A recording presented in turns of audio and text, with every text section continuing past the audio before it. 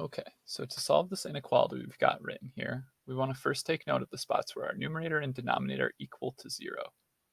So if our numerator x is a positive 2, it's going to be equal to 0.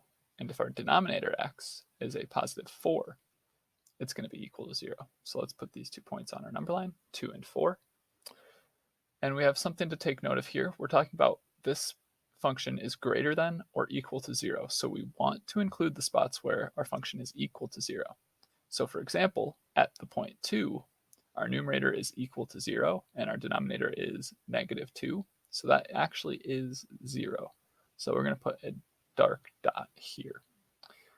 4, on the other hand, our numerator is negative 2 and our denominator is 0, which gives us an undefined function because we can't have 0 on our denominator. And that's different than being 0. So